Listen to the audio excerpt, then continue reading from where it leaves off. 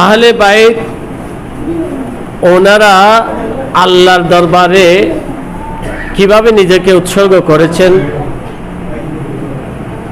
রব্বুল আলামিন মুমিনদের ব্যাপারে কোরআন মজিদের মধ্যে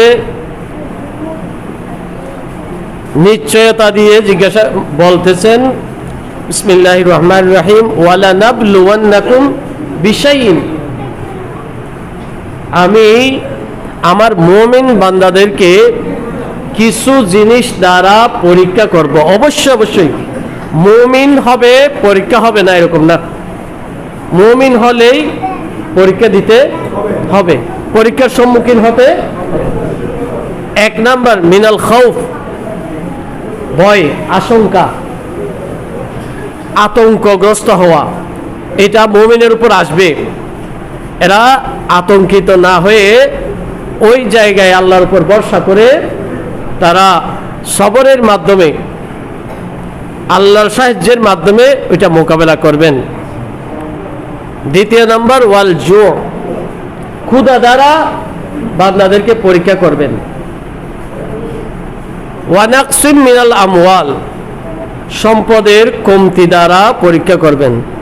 ওয়াল আনফুস, প্রাণ দেওয়ার মাধ্যমে নিকটতম আত্মীয়ের, একেবারে কাছের মানুষ নিয়ে যাওয়ার মাধ্যমে আল্লাহ পাক রব্বুল আলামিন পরীক্ষা করবেন। ওয়াস সামারাত, জমিনের ফল ফলাদি নষ্ট হয়ে যাওয়া, ফল ফলাদি না হওয়া, এগুলোর মাধ্যমে আল্লাহ পরীক্ষা করবেন। তাহলে এই পরীক্ষাগুলো আল্লাহ করবেন মুমিনদেরকে।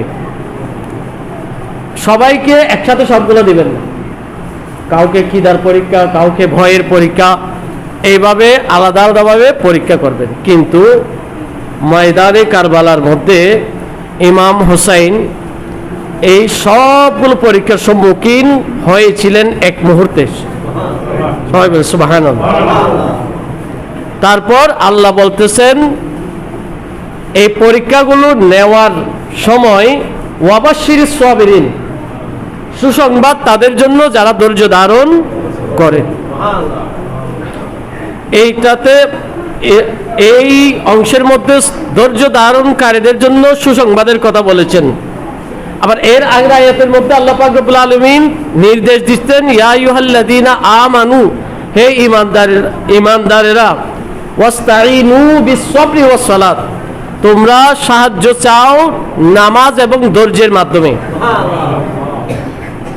নামাজ এবং, তাইলে ইমাম হুসাইন পরীক্ষা সবগুলোর একসাথে সম্মুখীন হয়েছেন।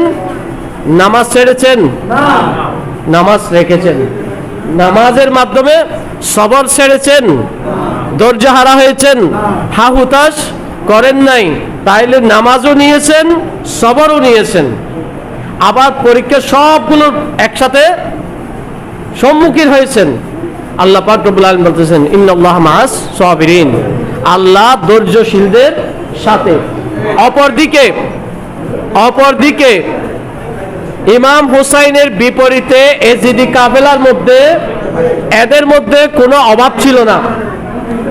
এদের পরাজিত হওয়ার, মায়ের খাওয়ার ভয় ছিল না, সম্পদের অভাব ছিল না, পেটে ক্ষুধা ছিল না, তাদের কোনো কিছুর পরীক্ষা নাই। তার মানে তাদের পরীক্ষা নাই, তারা মুমিন নয়। তাদের ধৈর্য ছিল না, তারা ছিল উচ্ছৃঙ্খল, তারা যে কোনো মুহূর্তে ঝাঁপিয়ে পড়বে, নিজেরাই নিজের শ্রেণী নেবে। ধৈর্য ধারণের তাদের কোনো, এখানে আল্লাহর উপর তাওয়াক্কুল নাই, ধৈর্য নাই। একটা ছিল শুধু তাদের মধ্যে, ওই নামাজটাকে রেখেছিল, নামাজটাকে শো করেছিল। তারাও নামাজ পড়েছে, এটা দেখিয়েছিল, কিন্তু ওই নামাজের মধ্যে আল্লাহর উপর ভরসা নাই, আহলে বাইতের মোহাব্বত নাই। যে নামাজের মধ্যে আল্লাহ রসুলের প্রেম নাই, ভালোবাসা নাই, ওই নামাজ লোক দেখানো নামাজ, এই নামাজ আল্লাহর দরবারে কবুল হয় না।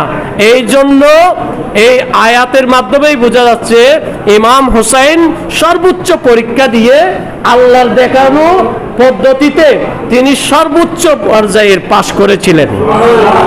আমাদের জীবনেও এই ধরনের দুঃখ দুর্দশা এগুলো আসবে, আমাদেরকে হোসাইনি পন্থায় এগুলাকে মোকাবেলা করতে হবে। আমাদের শিক্ষা, আমাদের যেভাবে ইমাম হুসাইনকে আমরা স্মরণ করতেছি, অনুসরণও ইমাম হুসাইনকে করব। আমাদের দেখা যায় ইমাম হুসাইনকে স্মরণ করে এজিদকে অনুসরণ করি, তাহলে লাভ কার হলো? আবার তো ক্ষতিগ্রস্ত হয়ে গেলাম, আমি তো লাভবান হলাম না। এজিদ যেটা বাস্তবায়ন করতে চেয়েছিল, এটা যদি আমি আমার জীবনে বাস্তবায়ন করে দেখাই, তাহলে তো এজিদকে আমি জিতাই দিলাম। সবাই বলে নাউজুবিল্লাহ।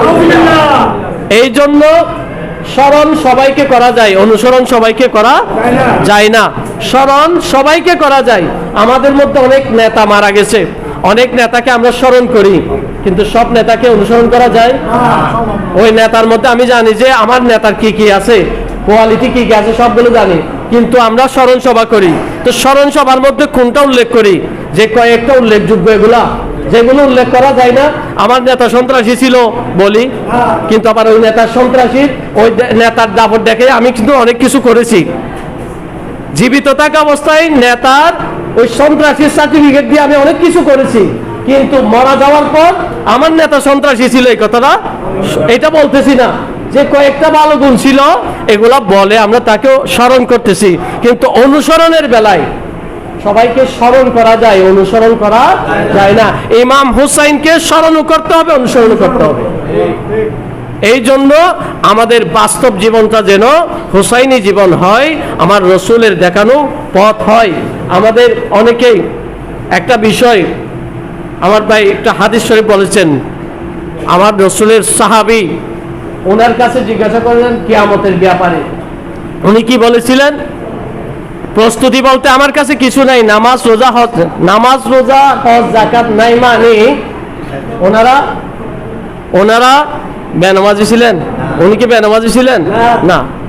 ওনার মধ্যে ওনার তো আল্লাহর হুকুম সবগুলো আমার রসুলকে দেখে দেখে সবগুলো পালন করেছেন, তারপরও আমলের বাহাদুরি উনি দেখান নাই, আমল নিয়ে পার হওয়ার এমন স্পর্ধা দেখান নাই। দেখিয়েছেন একটা পুঁজি হিসাবে, একটা দেখিয়েছেন, এটা হলো আমার অন্তরে নবীর মোহাব্বত আছে। কারণ এটা এমন একটা উপকরণ যেটা থাকলে অনায়াসে জান্নাতে যাওয়া যায়। আমার রসুল বলে দিয়েছেন, যে ব্যক্তি যাকে ভালোবাসবে কিয়ামত হবে, হাসর হবে তার সাথে। তো এই সার্টিফিকেটটা নেওয়ার জন্য এই হাদিস বলার পর সাহাবায়ে কেরামরা এত বেশি খুশি হয়েছেন, এর আগে এত বেশি খুশি কেউ হন নাই। কারণ সাহাবায়ে কেরাম সবার অন্তরের মধ্যে নবীর ভালোবাসা পরিপূর্ণ ছিল। এই জন্য ওনাদের পরিপূর্ণ বিশ্বাস হয়ে গেছে, আমার রসুলের ভালোবাসা যেহেতু আমাদের অন্তরে আছে, সেহেতু আমাদের আর কোনো ভয় নাই, নিশ্চয়তা পেয়ে গেছেন। এই জন্য সাহাবায়ে কেরাম ওনারা প্রত্যেকেই আমাদের জন্য এটা সত্যের মাপকাঠি, এটা আহলে সুন্নাত ওয়াল জামাতের আকীদা। সাহাবায়ে কেরামের ব্যাপারে আমাদের কোনো গাল বন্ধ করার সুযোগ, অপশন নাই। সাহাবায়ে কেরামের এটা আলাদা। কারণ আবার অনেকেই আমিরে মুআবিয়াকে প্রসঙ্গে এনে মুনাফিকের কাতারে দাঁড় করাতে চাই। সবাই বলে নাউজুবিল্লাহ। মুনাফিক আমার রসুল চিনিয়ে দিয়েছেন।